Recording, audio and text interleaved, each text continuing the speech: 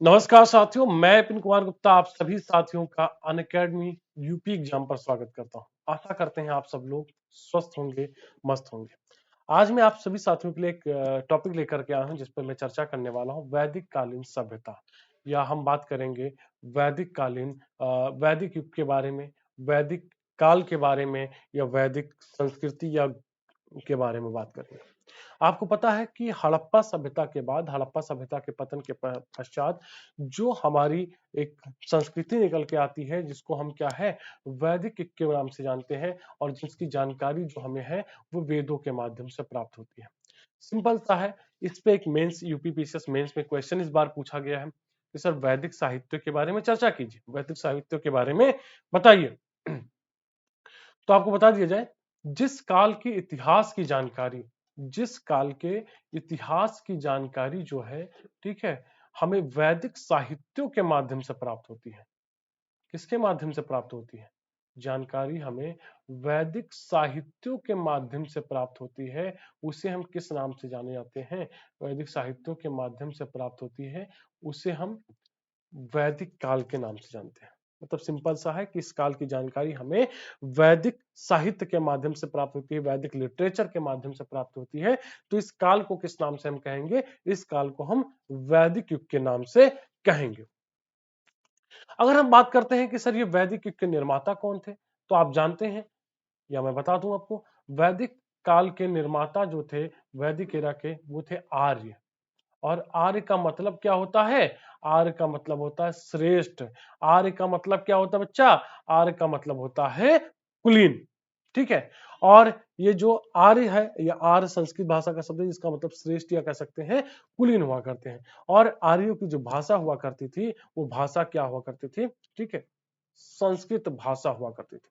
अब जो मेंस का क्वेश्चन आया था कि सर वैदिक साहित्य के बारे में बताइए, तो वैदिक साहित्य में कौन कौन आते हैं, तो आपको बता दिया जाए, वैदिक साहित्य के अंतर्गत आपके वेद आते हैं, वेद आते हैं, आपके ब्राह्मण ग्रंथ आते हैं, आपके आरण्यक आते हैं, और आपके उपनिषद आते हैं। अब इन पर क्या करना था? सिंपल सा 2 लाइन में आपको बताना था कि वैदिक साहित्य क्या क्या है, वैदिक साहित्य के अंतर्गत कौन कौन आते हैं, और इनके वेद क्या हैं, ब्राह्मण ग्रंथ क्या है, आरण्यक क्या है, उपनिषद क्या है, इन पे थोड़ी थोड़ी चर्चा करनी थी। और फिर कहा क्या आपको, आपको कंक्लूजन करना था। सिंपल सा, आपका पूरे के पूरे नंबर मिलने वाले थे, मैक्सिमम नंबर मिलने वाले थे। ठीक है। तो आप जानते हैं वेद के अंतर्गत कौन कौन से आते हैं, तो वेद के अंतर्गत आप जानते हैं ऋग्वेद, यजुर्वेद, सामवेद और अथर्ववेद आते हैं। वहीं आगे हम बढ़ते हैं, तो वैदिक काल को अध्ययन की दृष्टि से अगर देखा जाए, तो इसको 2 भागों में बांटा गया है। प्रथम जो है वो पूर्व वैदिक काल है, और दूसरा आपका उत्तर वैदिक काल है। पूर्व वैदिक काल में हमें ऋग्वेद की जानकारी मिलती है, या कह सकते हैं इस काल में ऋग्वेद का क्या किया गया था, ऋग्वेद की रचना की गई है। या ऐसा काल जिस काल की जानकारी हमें ऋग्वेद के माध्यम से प्राप्त होती है, उसे किस नाम से आता है? उसे हम ऋग्वैदिक काल के नाम से जानते हैं। तो इसका जो टाइम पीरियड है, ये 1500 बीसी से लेकर के, ठीक है, ये 600 बीसी तक का इसका टाइम पीरियड है। वहीं अगर हम बात करते हैं उत्तर वैदिक काल का टाइम पीरियड, सॉरी, 1500 से लेकर 1000 बीसी तक का टाइम पीरियड है।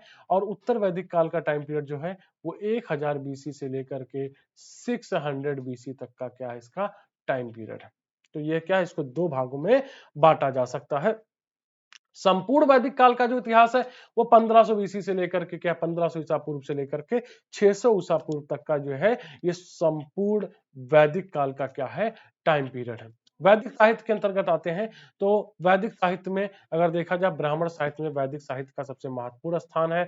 इसके वैदिक साहित्य के अंतर्गत कौन कौन आते हैं? वेद आते हैं, ब्राह्मण ग्रंथ आते हैं, आरण्यक आते हैं, और उपनिषद आते हैं। तो ये आपको वैदिक साहित्य पर क्या है, आपको चर्चा करनी थी। वैदिक साहित्य पर क्या है, आपको चर्चा करनी थी। तो हमने आपको बताया कि वैदिक साहित्य के अंतर्गत क्या है, 4 प्रकार के साहित्य आते हैं, और सबसे महत्वपूर्ण स्थान क्या है, वेद है। और वेद जो है वो विद धातु से निकला हुआ है। वेद जो है वो विद, संस्कृत का एक विद है, शब्द है विद, विद धातु से निकला होता है, जिसका मतलब होता है जानना या ज्ञान प्राप्त करना, या कह सकते हैं टू नो, या क्या है, टू नो के नाम से जानते हैं, या द परफेक्ट नॉलेज के नाम से भी जानते हैं। द परफेक्ट नॉलेज के नाम से भी क्या है, जानते हैं।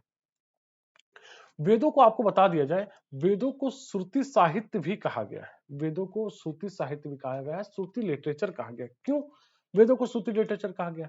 तो जब वेदों के हमें लिखने की ज्ञान नहीं थी, आर्यों को जब प्रारंभ में लिखने का ज्ञान नहीं था, तो वो क्या करते थे, श्रवण परंपरा के माध्यम से एक पीढ़ी से दूसरी पीढ़ी तक वेदों को पहुंचाते थे। यही कारण था कि सुन करके एक दूसरी पीढ़ी तक पहुंचाया जाता था।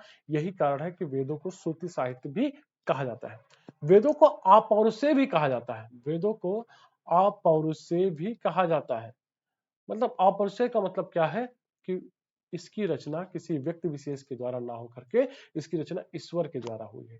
यही कारण है कि इसे अपौरुषेय के नाम से भी जाना जाता है। वेद जो लिखे गए हैं, वेद मूल रूप से अगर देखा जाए प्राय जो है वो पद्य फॉर्म में लिखे गए हैं, लेकिन एक वेद अपवाद है, यजुर्वेद, जो कि गद्य और पद्य दोनों में मिला हुआ है।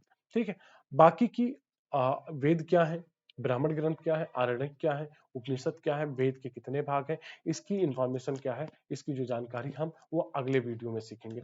तो आज के लिए भैया बस इस सेशन में बस इतना ही, और आशा करते हैं कि आप लोगों को सेशन वाकई में अच्छा लगा होगा।